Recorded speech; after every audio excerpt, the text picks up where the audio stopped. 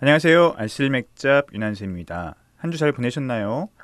이렇게 말씀드리기가 조금 애매한 그런 시기예요. 어저께 서울에 비가 엄청 많이 왔습니다. 엄청. 진짜 엄청 많이 왔어요. 와, 강남 지역이랑 동작구, 저 신림이랑 그쪽에 뭐 그 영상들을 보니까 이야, 장난 아니더라고요.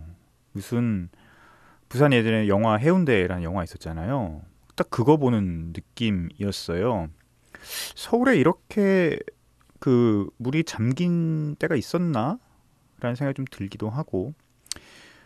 하여튼 피해 없으셨으면 좋겠고요. 없으셔야 할 것 같고. 좀 많이 좀 짜증이 납니다. 음, 뭐 하는지 모르겠어요. 서울시하고 정부가 이렇게 비가 예보가 된다고 했으면 미리미리 준비를 하고 사태에 대해서 파악을 하고 있어야 되는 거 아닌가 싶은데, 이 대통령님께서는 자택인 아크로비스타에 계시다가 기압이 침수가 돼서 못 나오셨다는 이런 말도 안 되고 엉망진창인 뉴스도 들려오고요. 오 시장께서는 난리가 나서야 다시 서울시청으로 복귀했다는 엉망진창이죠. 말이 됩니까 이게? 하여튼 굉장히 짜증이 많이 나고요. 뭐 하는 일인가 싶습니다. 소녀시대 프리덤 듣고 왔습니다. 자, 우리 맥주뉴스 살펴볼까요? 맥주뉴스 크게 볼 건 없고요. 그 플래티넘 맥주가 예산에 새로 공장을 지어서 이제 준공식이네요. 준공식. 본사이전 및 예산 준공식을 진행했다고 합니다. 원래 증평에 있었죠. 원래 플래티넘은 예전에 이제 연태에 있었다가 한국에 들어오면서 증평에 지었고, 다시 증평 플래티넘에서 이 예산 쪽으로 넘어오고요. 그 작년인가요? 올해 초인가? 잘 기억이 안 나는데 하여튼 저희 협회에서 플래티넘 맥주 시음 관련해서 저희 정회원들 모여서 간 적이 있었거든요. 거기서 이제 플래티넘 쪽에서 대회비라고 하시면서 증평 공장 그 모습을 좀 보여주셨어요. 진짜 멋있더라고요. 진짜 멋있는 그 모습을 좀 봤고, 야, 저게 만약에 증평에 세워져서 여러 가지 맥주도 나오고 그 다음에 방문을 할 수 있는 기회가 있으면 굉장히 멋있겠다라는 생각이 들었습니다. 어쨌든 새로 옮긴다고 하고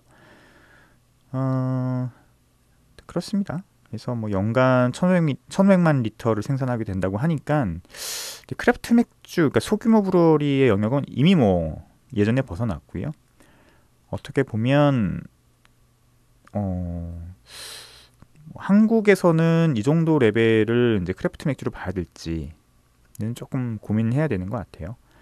그러니까 수제 맥주와 크래프트 맥주는 이제 확실히 구분이 돼야 되는 시점이 온 것 같다. 크래프트 맥주를 진짜 소규모 브루어리들의 영역을 커버하는 그런 정체성을 갖는 이름으로 우리가 얘기를 하고, 수제 맥주는 대기업 맥주와는 다른, 그러니까 대기업 맥주라고 하면은 오비와 하이트의 라거들과는 좀 다른 스타일의 맥주를 만드는 또 다른 대형 양조장. 예, 이게 수제 맥주라는 이제 정체성으로 바뀌어야 되지 않나. 수제 맥주는 이런 어떤 정체성을 갖고 우리가 바라봐야 되지 않나라는 생각이 듭니다. 맥주스는 요게 다고요. 맥주 스타일 얘기를 바로 진행하는 게 좋을 것 같아요. 크게 맥주 뉴스는 이야기할 게 없습니다. 자, 우리 이제 클래스 6 더 높은 도스를 위하여 라고 하는 새로운 챕터로 들어가고요. 트라피스트 에일과 스톤 스타일의 에일에 대해서 얘기를 합니다. 아마 이제 트라피스트 에일하고 에비비어 얘기를 할 것 같아요. 이 부분은 완전히 다른 챕터로 빼놨고, 보통 일반적으로는 이제 다른 책에서는 이걸 완전히 빼놓지 않는데, 이 책에서는 이 챕터를 완전히 빼놨습니다. 뭐 재밌는 얘기들이 많고, 알아야 될 지식들도 있으니까 뭐 저는 이렇게 챕터를 빼는 것에 대해서 나쁘지 않다고 보고요. 자, 우리가 먼저 수도원 맥주에 대해서 좀 정의를 좀 해야 돼요. 수도원 맥주라고 하면 수도원에서 만들어지는 맥주예요.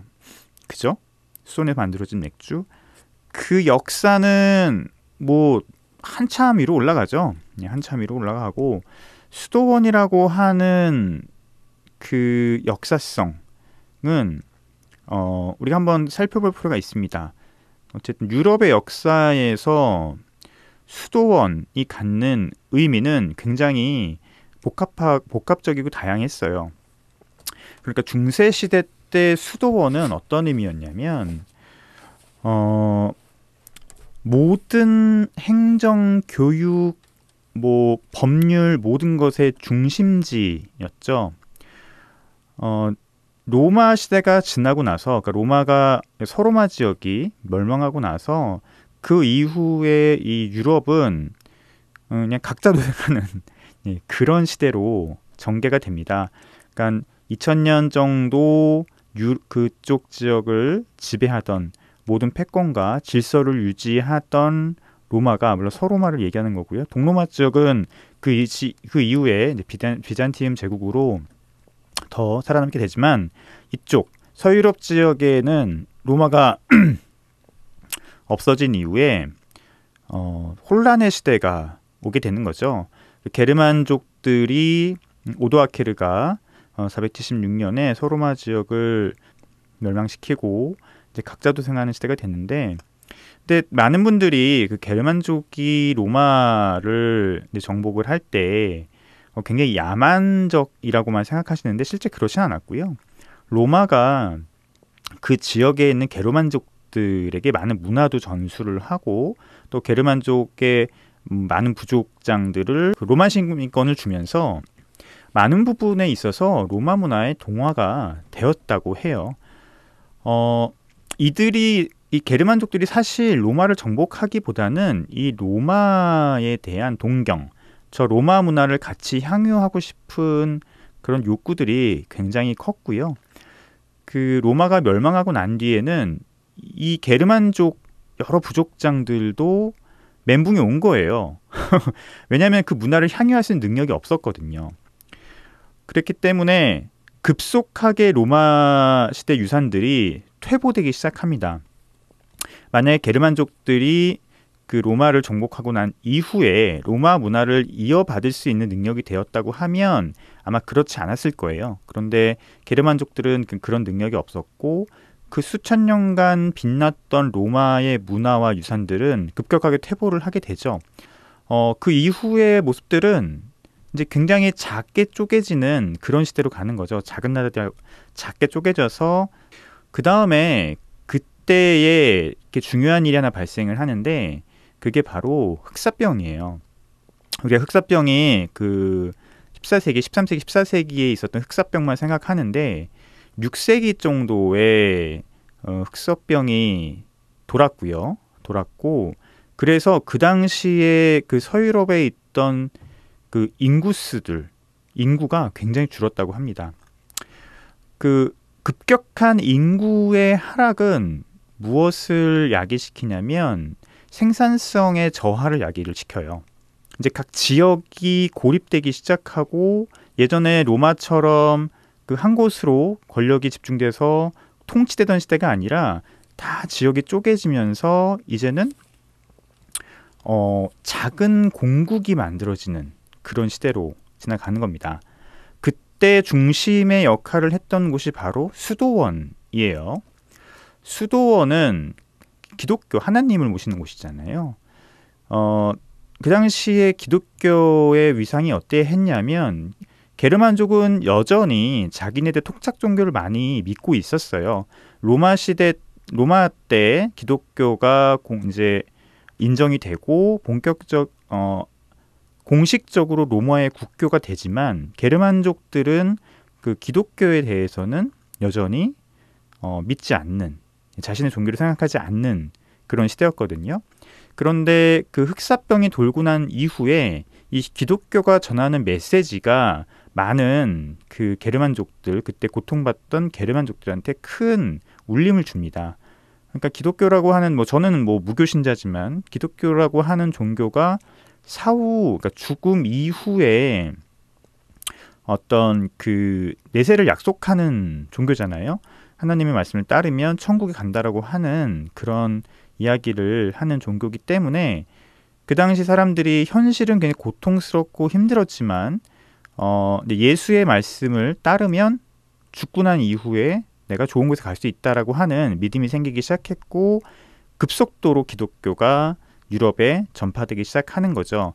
그런 의미, 메시지를 전하는 곳이 바로 수도원이었어요. 그래서 지금도 유럽에 가면 그 도시마다 중앙에 딱 두 개가 있어요. 하나가 시장, 또 하나가 수도원이에요. 교회죠. 그래서 그 독일 같은 곳도 도시를 갈 때마다 항상 중앙에 그 마을을 혹은 그 지역을 대표하는 성당이 있고요. 혹은 교회가 있고요. 그리고 그 옆에 항상 시장이 있습니다. 그 수도원의 역할은 굉장히 많았어요. 물론 이제 예수의 말씀을 전파하는 종교적인 역할도 했지만 법원이기도 했고요. 병원이기도 했고 사람들이 모여서 축제를 하는 마을 잔치의 공간이기도 했고요. 학교이기도 했습니다. 왜냐하면 수도사들이라고 하는 사람들이 그때 중세시대 때 유일하게 책을 읽을 수 있고 글을 또 쓰고 가르칠 수 있는 사람이었거든요. 물론 가르치지는 않았겠지만 하여튼 학교의 역할도 교육의 역할까지 하는 모든 곳의 중심지가 바로 수도원이었어요. 물론 이후에 르네상스 시대가 지나면서 이 수도원이 갖고 있었던 이 모든 기능들이 조금씩 분화되기 시작합니다. 거기에는 또 루터의 종교개혁도 큰 역할을 했죠. 그러니까 루터의 종교개혁 이후에는 어떤 생각이 퍼지게 되냐면 아니 하나님의 말씀을 들어야 되는 이 신성한 곳에서 어떻게 마을잔치도 열리고 학교도 있고 말이 안 된다라는 생각이 있으면서 수도원은 본연의 역할에 좀 더 충실해야 된다라는 생각이 좀 퍼지기도 했고요. 그리고 이제 산업과 문화가 발전하면서 이제 기능들이 분화가 되는 거죠. 상업적으로. 그래서 뭐 잠자는 곳은 인, 여관, 밥 먹는 곳은 뭐 레스토랑, 뭐 맥주 먹는 곳은 펍 이렇게 되지만 수도원 다음에 이 역할을 이어받은 것이 바로 이제 에일하우스, 펍 이런 곳이에요. 타번 이런 거 술을 파는 곳이죠. 그래서 선술집이라고 불리우는 그런 어떤 술집이 역할이 나중에는 수도원의 역할을 대신하게 됩니다. 그래서 예전에 있었던 그림들이나 역사들을 중세시대 역사들을 보면 이 펍에서 그러니까 뭐 혹은 타번에서 굉장히 복합적인 일들이 같이 수행이 되죠. 뭐 여관, 뭐 잠자는 곳, 숙박의 기능도 있고요. 그리고 뭐 술 먹는 건 기본이고 밥 먹는 건 기본이고요. 공연도 있었고요. 매춘도 일어났고 그리고 심지어 그 병원, 수술까지 진행을 했어요. 그런 그림들이 많이 남아 있습니다. 그래서 펍인데 뒤에서 술 파는데 막 뒤에서 의자에 놓고 수술하고 있고 막 병 고치고 있고 뭐 이런 모습들이 많이 있습니다. 이게 이후에 다 이제 개별적인 전문성을 띠는 공간으로 분화가 되죠. 근데 수도원은 그런 역할이었어요. 예전에. 그래서 중세시대의 어떤 그 풍경을 이야기한 책들을 보면은 그 교회 위에 종이 있잖아요. 지금도 이제 유럽 가면 그런 종소리들이 계속 울리잖아요. 굉장히 처음에 들으면은 좀 신비하기도 하고 생경하기도 한데 예전에 로마 시대 이후에 이제 인구수가 감소하고 각각의 커뮤니티들이 고립되는 시대, 이때가 이제 암흑기죠. 중세 시대의 암흑기가 이제 이런 시대인데 이때는 그 마을에 있는 교회의 종소리가 들리는 곳까지만 인간이 갈 수 있는 곳이었어요. 혹은 우리 마을이었어요. 그래서 그 중세 시대의 판타지나 중세 시대 그린 영화들을 보면 어느 지역을 그러니까 우리 마을에서 나가면 무슨 숲이 있고 마법에 걸린 숲이 있고 악마가 있는 숲이 있고 이런 것들이 많이 묘사가 되잖아요. 근데 거기 가면 막 악마들이 나오고 막 늪에서 막 괴물도 나오고 이런 것들이 있잖아요. 물론 다 판타지긴 한데 사람들이 그렇게 상상을 했던 거예요. 우리 마을에 저 교회의 종소리가 울리는 그 범위를 넘어가는 순간부터는 악마들이 있고 괴물들이 있는, 그렇게 상상을 했던 거죠. 그런 것들이 많이 중세시대 소설이나 아니면 판타지로 많이 남아있는 거고요. 그래서 수도원은 굉장히 중심적인 역할을 오래전부터 해왔습니다. 자, 그럼 맥주와 수도원은 어떤 관계가 있느냐? 맥주는 수도원에 있어서 굉장히 중요한 필수품이자 구호품이었어요. 수도원에서 했었던 일 중에 하나가 여러 가지 구휼의 역할도 있었고요. 그러니까 뭐 불쌍한 사람들 도와주는 그런 역할도 있었고, 그리고 기독교가 본격적으로 발전을 하면서 순례객들이 많이 늘기 시작했어요. 특히 이슬람과의 전쟁, 어떤 그 스페인 밑쪽에 있었죠. 나중에 어떤 해전이죠. 레판토 해전 이후에 이제 이슬람족들이 필리페 2세죠. 예, 필리페 2세, 스페인의 필리페 2세 왕이 레판토 해전을 이기고 난 다음에 이슬람들이 모두 다 이제 유럽에서 물러가게 되는데, 그 전까지만 해도 이쪽 북아프리카와 스페인, 포르투갈 이쪽은 이슬람들이 오랫동안 있었거든요. 이제 그런 어떤 갈등 관계 속에서 뭐 전쟁도 일어나고 싸움도 일어나면서 그 기독교를 수호해야겠다라고 하는 사람들이, 수많은 순례객들이 이제 나타나게 됩니다. 이 사람들이 이제 교회와 수도원들을 왔다 갔다 하고 뭐 이제 가기도 하고 이런 이제 흐름들이 나타나는데, 그런 순례객을 맞는 그 방문자들을 맞는 그 역할도 수도원에서 했어야 됐어요. 이때 맥주가 중요한 역할을 하게 되죠. 물을 대접하는 것보다는 맥주를 대접하기도 하고요. 그래서 이제 순례객의 어떤 레벨에 따라서 왕이나 영주가 오면은 굉장히 좋은 맥주 혹은 좋은 와인, 그리고 뭐 자기네들이 일상적으로 먹는 그런 맥주도 있고, 혹은 이제 빈민들이 왔었을 때도 이제 당연히 대접을 해야 되는 그런 공간이잖아요. 그 수도원이라는 것이 종교의 공간이기 때문에 또 그런 사람들한테 또 대접해야 되는 맥주, 뭐 이런 것들을 만들기도 했고요.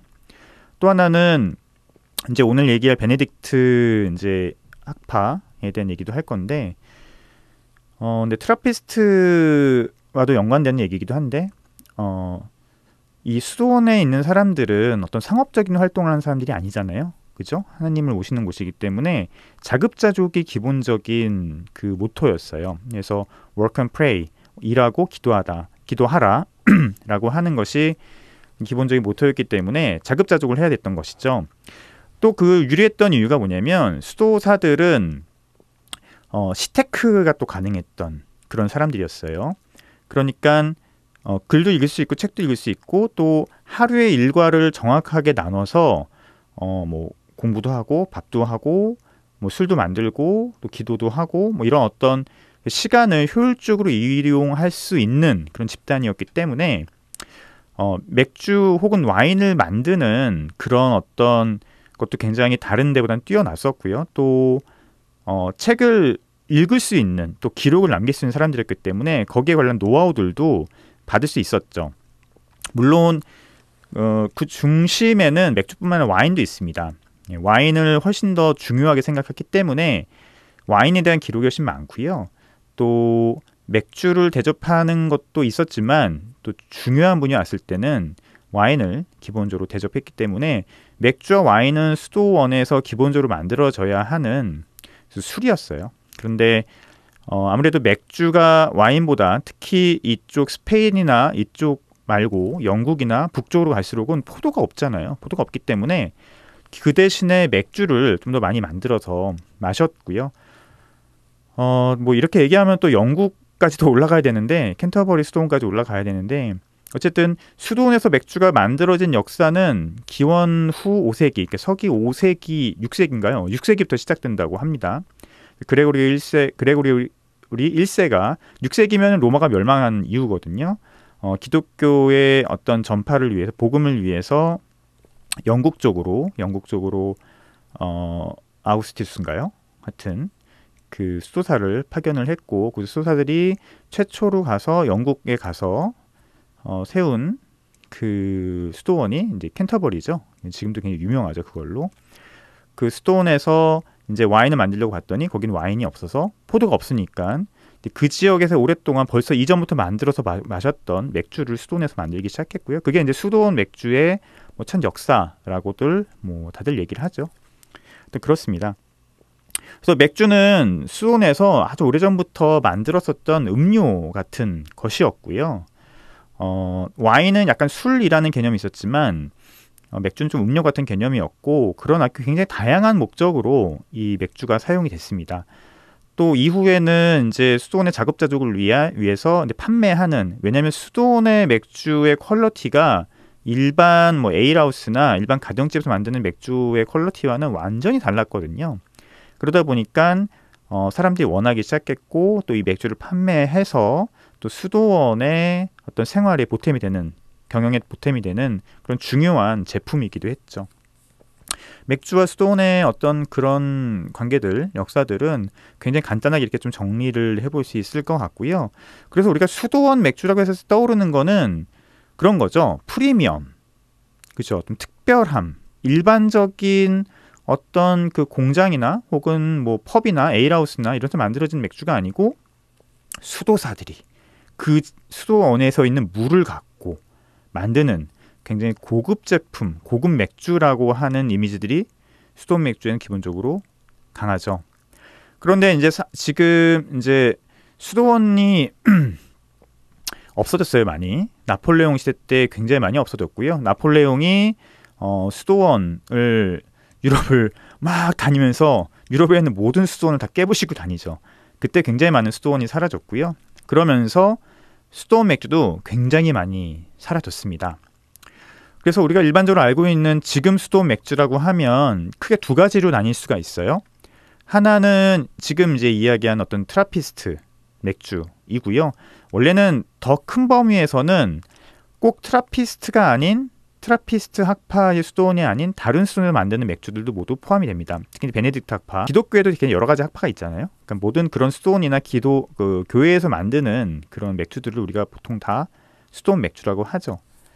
자, 여기서는 우리가 트라피스트 맥주에 대한 기본적인 역사를 한번 알아봐야 되는데, 그 베네딕트 학파라는 가장 큰 학파가 있죠, 가톨릭 중에서. 거기서 그 베네딕트 학파에서 떨어져 나온 곳이 시토 학파라고 하는 곳이 있어요. 시토는 프랑스에 있는 그 도시고요. 거기서 얘기했던 게 절대주의였어요. 그러니까 그 이제 가톨릭, 기독교가 점점 성장하면서 하나님의 말씀을 따르지 않는, 혹은 하나님의 말씀을 너무 자유롭게 따르는 뭐 그런 어떤 여러 가지 일들이 뭐 당연히 수백 년이 지나면서 일어나게 됐고요. 그래서는 안 된다. 그 일하고 기도하라라고 하는 말씀을 충실히 따르는 그런 절대주의가 더 필요하다라고 해서 시토학파가 새로 생겨나게 됐고, 시토학파도 처음에는 그런 절대주의를 따르다가 시간이 또 몇백 년이 지나면서 또 여러 가지 부패도 생기고, 이제 원래의 목적과는 또 달라진 변질된 모습도 일어나니까 트라피스트 학파에서는 또 그래서는 안 된다라면서 트라피스트 학파도 생기는 거예요, 시토학파에서. 그래서 제가 알기로는 이제 시토학파가 또 너무 절대주의적인 그런 어떤 방향을 추구하다 보니까 트라피스트에서는 그것보다는 좀 더 개혁적인 어떤 그런 모토를 갖고서는 분리가 되기 시작했고요. 이 트라피스트 하면은 뭐 벨기에랑 미국밖에 없는 것들, 벨기에랑 유럽밖에 없다고 생각하시지만 그렇지 않습니다. 한국에도 있고요. 전 세계에 수백 개의 트라피스트 수도원이 있습니다. 그 중에서 이제 트라피스트 어소시에이션, 인터내셔널 트라피스트 어소시에이션이라는 곳에서 인정하는 제품들을 만든 것을 우리가 트라피스트 프로덕트라고 하죠. 뭐 거기에 대한 여러 가지 얘기들이 있는데, 그 이제 수도원 맥주들은 나폴레옹 시대 이후에 많이 사라지게 되지만 그런 어떤 수도원이 예전에 있었던 수도원의 어떤 모습들 혹은 수도원의 상징들, 역사를 갖고서는 맥주를 계속 만드는 곳들이 등장해요. 뭐 파울라너 같은 곳들이 대표적인 곳이죠. 그러니까 파울라 수도원이 이제 원래 뮌헨에 있었던데 그게 나폴레옹 시대에 사라지게 되거든요. 그런데 그 이후에 그 파울라너의 이미지를 차용한 그런 맥주를 만드는 게 상업 맥주예요. 수도원 맥주가 아니고. 뭐 그런 대표적인 그런 일들이 일어나게 되죠. 그러면서 진짜 수도원에서 만들어진 맥주와 그런 수도원의 상징을 갖고서 맥주를 만드는 그런 맥주들이 서로 이제 헷갈리기 시작하는 거예요. 이제 산업이 점점 발달하게 되면서 그러면서 특히 이제 많은 곳에서 또 수도원의 레시피를 갖고 상업 양조에서 만드는 지금 나 뒤에 얘기했지만 그냥 에비비어라고 하는 곳인데 그런 것도 이제 에비비어라고 하는 그런 어떤 타이틀을 달아서 팔기 시작하죠. 그래서 진짜 수도원에서 만드는 맥주들이 좀 일종의 위협감을 느끼게 되는 거예요. 그러면서 1997년에 인터내셔널 트라피스트 어소시에이션이 만들어지게 되고 그곳에서 우리가 인정하는 이 상품들만 진짜 트라피스트 상품들이다. 그러니까 수도원 맥주, 수도원 상품들이다라고 하는 것들이 나타나게 되면서 이제 구분을 하게 되는 거죠. 그리고 구분이 되게 중요해요. 구분이 굉장히 중요하고요. 구분이 되지 않으면 나의 이익을 얻는 게 굉장히 쉽지가 않습니다. 특히 이 극도로 발달된 자본주의에서는 쟤와 나를 구분하는 것이 나의 정체성과 상품성을 드러내는 일이고 그런 것들이 나의 가치를 올리는 일이죠. 그래서 항상 구분을 하게 될 수밖에 없어요. 제가 크래프트 맥주와 수제 맥주를 구분해야 한다고 하는 말을 하는 이유도 바로 이런 것 때문에 그렇거든요. 그래서 인터내셔널 트라피스트 어소시에이션이 만들어지게 되고 이 ITA 인터내셔널 트라피스트 어소시에이션에서 발음이 이렇게 안 되죠. 에서 이제 오피셜하게 이 맥주들 혹은 이 상품들만이 진짜 트라피스트 수도원에서 만들어지는 우리가 인정이 아니고 인증하는 상품들이다라고 해서 구분을 하게 되죠. 그리고 그것 자체가 일종의 프리미엄을 갖게 되는 거예요. 고급화 전략이라고도 볼 수 있죠. 이게 내 트라피스트 맥주입니다. 트라피스트 맥주가 어떤 맥주가 있는지는 다음 시간에 말씀드리기도 하고요.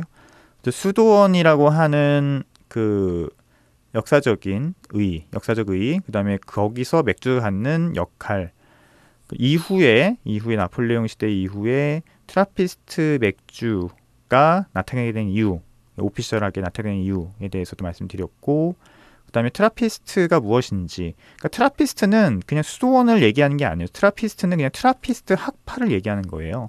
그래서 트라피스트 맥주와 수도원 맥주를 등치시킬 수가 없습니다.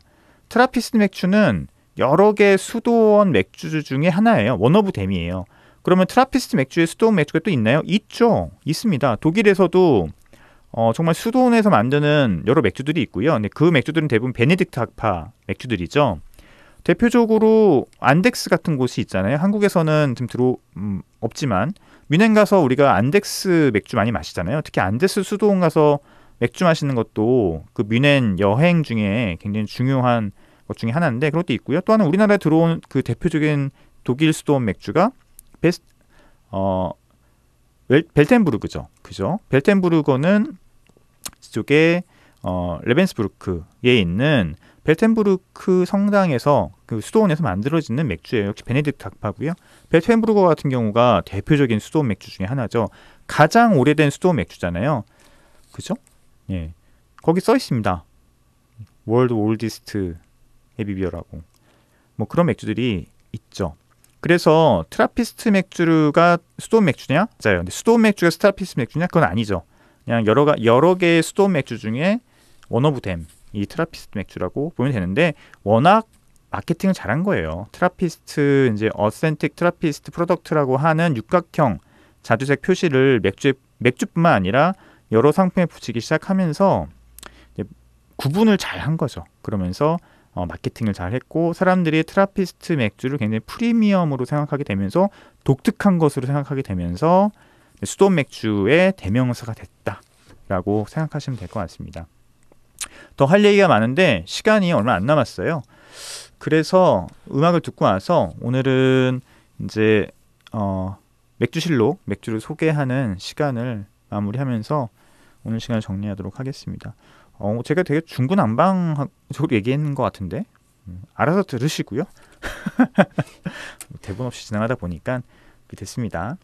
어쨌든 정리를 그렇게 하시면 될 것 같아요. 다음 시간부터는 본격적으로 그럼 트라피스트 맥주에는 무엇이 있는지에 대해서 알려드리고 또 재밌는 게 있어요. 트라피스트 맥주와 어센틱 트라피스트 프로덕트가 붙은 맥주가 또 달라요. 다른 건 아닌데 재밌는 관계가 있습니다. 우리가 트라피스트 맥주 하면 ATP 육각형 그 마크가 붙은 것부터 생각하시는데 트라피스트 맥주 중에서 그 육각형 ATP 맥주가 붙지 않은 것들도 있습니다. 이게 굉장히 헷갈리시더라고요. 그래서 그게 무엇인지에 대해서 설명해 드리고 제가 그 라디오 방송 준비 때문에 ITA 홈페이지를 들어가 봤는데 여기도 약간 오류가 있더라고요. 여기는 메인 페이지에 14개의 트라피스트 맥주가 있다고 하는데 제 세보니까 13개예요. 오류 같아요. 그래서 위키디피아를 찾아보니까 여기는 13개라고 나와 있고요. 이 중에서 이제 3개 정도는 그러니까 13개 중에서 10개는 ATP 마크를 갖고 있고요. 3개는 또 ATP 마크가 없습니다. 근데 그게 트라피스트 맥주냐? 얘 또 트라피스트 맥주예요. 좀 헷갈리시죠? 무엇이 ATP 마크의 유무를 결정하는지에 대해서 다음 시간에 설명을 드리도록 하겠습니다. 자, 세 번째 노래는요. 썸머 듣고 오겠습니다. 썸머 듣고 왔습니다. 로꼬, 그레이, 에리킴, 수란 같이 부른 프로젝트입니다. 자, 흑호랑이에 대해서 얘기를 좀 해볼까요? 먼저 뭐 제가 설명하는 것보다 여기 라벨에 보면 나와 있습니다. 이 맥주가 어떤 맥주인지. 흑호랑이는 기본적으로 고릴라 브루어리 부산에 있죠. 그 다음에 대구에 있는 두 크래프트 브루어리가 만든 콜라보레이션이고요.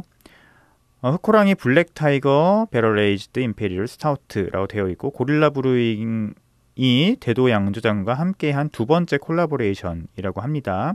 2019년의 이후에 다시 2022년 흑호랑이의 해를 맞이해서 만든 특별한 맥주고요. 자, 달콤한 건과일과 무화과 맛을 시작으로 해서 초콜릿과 커피의 흥미로운 어떤 마무리가 있고 약간의 캐러멜까지 가지고 있는 그런 맥주라고 합니다. 풍미는 단단해지고 마시기는 쉬워졌다고 합니다. 자, 이 맥주 옆에 보면은 정보들이 굉장히 자세하게 나와 있어요. 여기 뭐 몰트, 호흡, 뭐 이스트, 오지, FG, IBU, 서빙 템퍼레처, 뭐 CO2 볼륨 이런 것들이 다 자세하게 나와 있고요. 몰트 보면은 굉장히 많이 있습니다. 뭐 뮤닉 1, 페이레일, 뭐죠 또 뭐 카라파 1, 카라필스, 로스티드 발리, 뭐 캐럴 뮤닉 3, 윗 몰트 이렇게 굉장히 많은 몰트들이 들어갔고요. 비싼 맥주예요. 비싼 맥주고 임페리얼 스타우트니까 당연히 이렇게 다양한 몰트들이 들어가야겠죠. 기본적으로 한 4개 이상의 몰트가 들어가야 하는 게 좋은 것 같고요. 뭐 법칙은 아니고 제 생각에는 그렇습니다. 그리고 홉은 뭐 그렇게 특별한 건 없고 중요한 게 이제 05 이스트, US 05 건조 이스트를 쓰셨네요. 스타우트, 이 아메리칸 스타우트 쪽엔 굉장히 저도 이 05 이스트 나쁘지 않은 것 같습니다. 고요. 오지가 SG로 스페시픽 그래비티로 1.124 어마무시하게 높습니다. 어마무시하게 몰트가 엄청 들어간 거예요. FG가 1.029 엄청나게 비중도 높게 끝났습니다. 보통 우리가 대부분 맥주가 1.010이고요. 보통 좀 높게 잡으면 1.020, 1.017 이렇게 잡는데 1.029니까 단맛과 바디감이 높은 맥주입니다. 엄청나게 알코올 도수도 높고 단맛도 높고 그렇게 생각하시면 될 것 같고요. IBU가 40, 낮지 않죠. 하지만 임페리얼 스타우트 치고는 또 높지 않은 뭐 적당하게 드링커블하게 마실 수 있는 그런 IBU이고요. 여기 서빙 템퍼러처를 6도로 잡았는데 전 요건 아닌 것 같아요. 6도는 아닌 것 같아요. 최소한 제가 봤을 때는 10도에서 12도 정도에 마시는 게 이 맥주는 좋은 것 같고요. CO2 볼륨이 2.4인데 임페리얼 스타우트 치고는 높습니다. 보통 한 2.0에서 2.1 정도를 잡는데 CO2 볼륨 2.4로 잡았다고 하니까 뭐 나쁘진 않은데 이제 스타일에 비해서는 살짝 높다라고 저는 보여지네요. 자, 알코올 도수가 12.5도예요. 장난 아니죠? 배럴 에이지드, 버번 배럴 에이지드예요. 그래서 알코올 도수가 이렇게 높습니다. 자, 이 맥주 제가 국내에는 여러 가지 배럴 에이지드 임페리얼 스타우트를 마셨고 지금도 몇 개 더 보관되고 있어서 마실 예정인데 일단 기본적으로 이 맥주는 약간 건자두하고 체리 같은 느낌이 좀 있어요. 우리가 다크 초콜릿 중에서 그 체리 같은 게 들어가는 거 있잖아요. 예, 그런 느낌이에요. 다크 초콜릿 향이 굉장히 묵직하게 올라오고요. 그다음에 건자두, 건포도 뭐 이런 어떤 건과일들의 향이 확실히 배어 있습니다. 근데 알코올 향이 확실히 좀 세요. 아직 셉니다. 이거를 보니까 상미기한은 1년을 잡았던데 제가 봤을 때 상미기한 1년짜리 맥주가 아니에요. 이게 2022년 1월 1일에 나왔고 제가 마신 게 지금 8월이니까 원래대로라면 지금 마실 때 가장 마시기 편해야 되는데 제가 봤을 때 이 맥주는 알코올 향으로 봐서는 조금 더 있게 뒤에 마셔도 좋을 것 같고요. 물론 이건 뭐 개인 취향이기 때문에 뭐가 다 옳다 그르다는 아니지만 저는 그렇게 좀 생각을 하고 IBU는 35에서 40 정도 되는 것 같습니다. 아주 높지는 않아요. 그래서 마시기는 편하죠. 단맛은 좀 있긴 한데 그렇다고 굉장히 묵직한 느낌이 아닙니다. 이 맥주는 그래서 배럴 에이지드 임페리얼 스타우트 치고는 가벼운 느낌이에요. 풀바디 하다는 느낌이 들질 않습니다. 미디엄 풀바디 정도의 어떤 느낌이 들고요. 그래서 굉장히 부드럽긴 한데 시러피한 느낌이 없어요. 그러니까 묵직하지가 않아요. 이 맥주는 바디감이 묵직하진 않습니다. 그게 이제 개인적인 어떤 그 취향으로 갈릴 것 같아요. 예를 들어서 묵직한 배럴 에이지드 임페리얼 스타우트를 좋아하는 분들한테는 이게 약간 아니다라는 생각이 들 수도 있고, 하지만 일반인들이 마시기에는 마시기는 편하네 라는 생각이 드는 어떤 그런 느낌이 갈리는 맥주가 아닐까라는 생각이 들고요. 그래서 밸런스는 굉장히 좋습니다. 밸런스는 좋은데 알코올의 어떤 향이 좀 강해서 그건 좀 아쉽고요. 그거는 맥주가 좀 졌다는 느낌이에요. 맥주가 조금 더 묵직하게 만들어져서 버번의 어떤 그 향을 이겨내거나 혹은 조화를 이뤘어야 되는데 조금 맥주가 진 느낌이 좀 있어요.